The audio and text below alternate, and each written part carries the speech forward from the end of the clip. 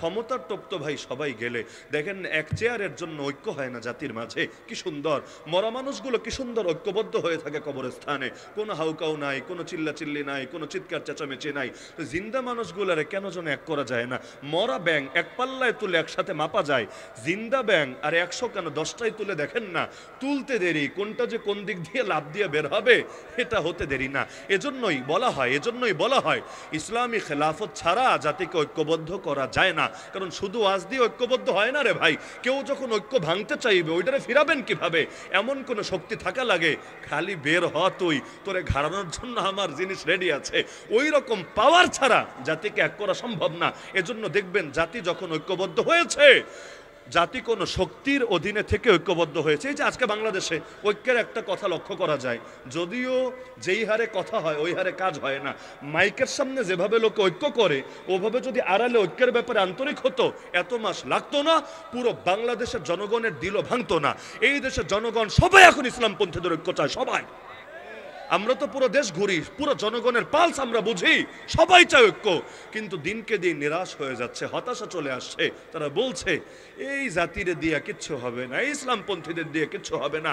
এরা এখনো পারছে না নিজেদের ভেদাভেদ ভুলতে। ঝামেলা কোথায়? ঐক্যের কথা তো সবাই বলছে, তো ঝামেলা হলো ঐক্যের কথা বলে মাইক তো ফাটায় ফেলছে, কিন্তু ঐক্য করতে কিছু কার্যকর পদক্ষেপ তো নিতে হবে।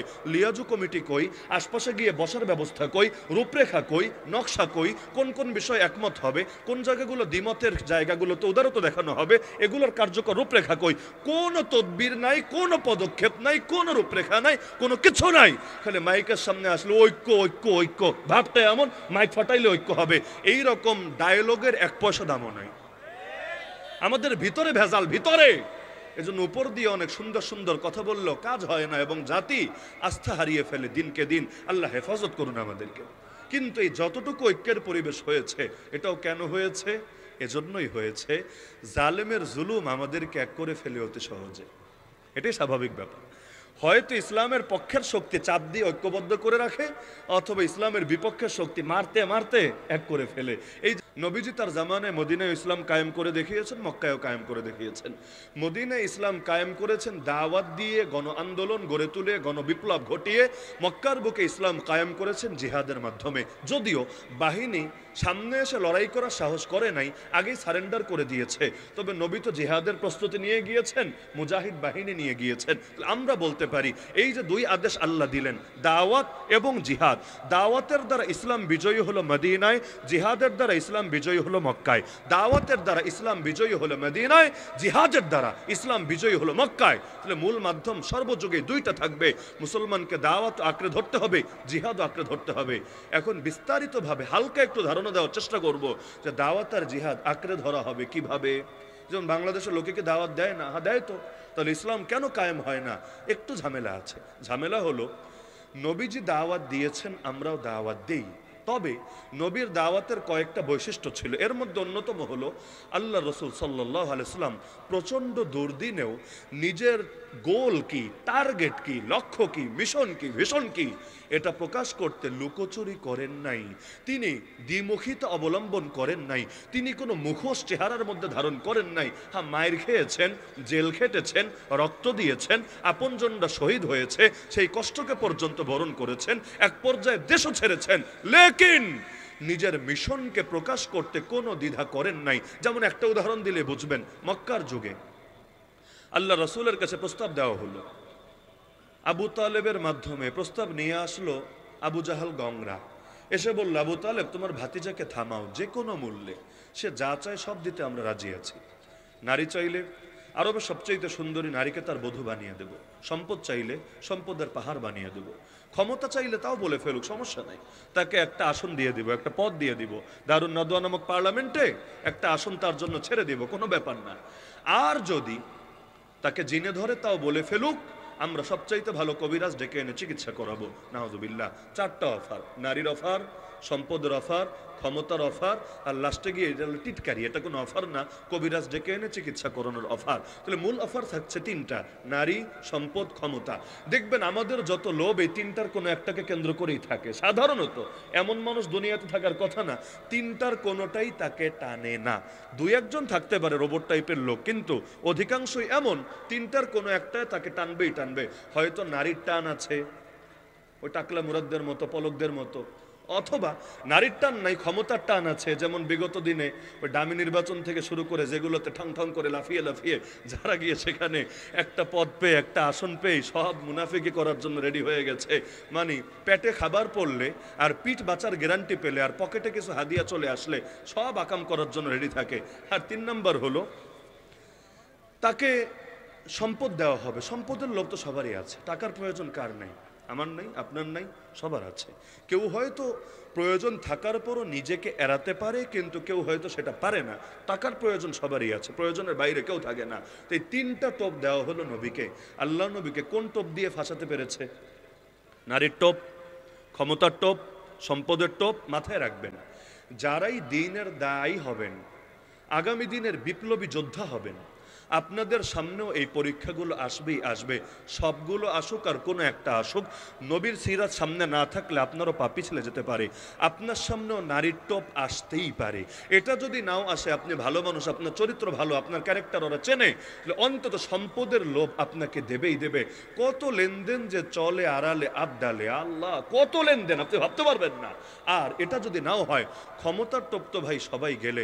দেখেন, এক চেয়ারের জন্য ঐক্য হয় না জাতির মাঝে। কি সুন্দর মরা মানুষগুলো কি সুন্দর ঐক্যবদ্ধ হয়ে থাকে কবরস্থানে। কোনো হাউকাউ নাই, কোনো চিল্লাচিল্লি নাই, কোনো চিৎকার চেঁচামেচি নাই। তো জিন্দা মানুষগুলারে কেন যেন এক করা যায় না?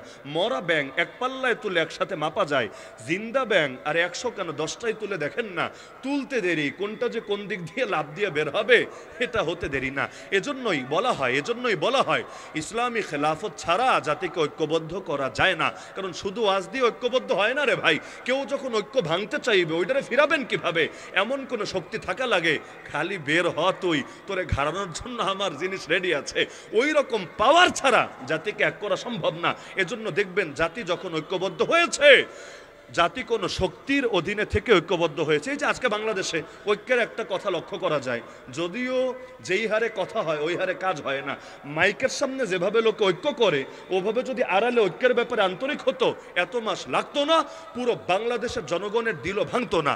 এই দেশের জনগণ সবাই এখন ইসলামপন্থীদের ঐক্য চায়, সবাই। আমরা তো পুরো দেশ ঘুরি, পুরো জনগণের পালস আমরা বুঝি, সবাই চায় ঐক্য। কিন্তু দিনকে দিন নিরাশ হয়ে যাচ্ছে, হতাশা চলে আসছে। তারা বলছে এই জাতিরে দিয়ে কিচ্ছু হবে না, ইসলামপন্থীদের দিয়ে কিচ্ছু হবে না।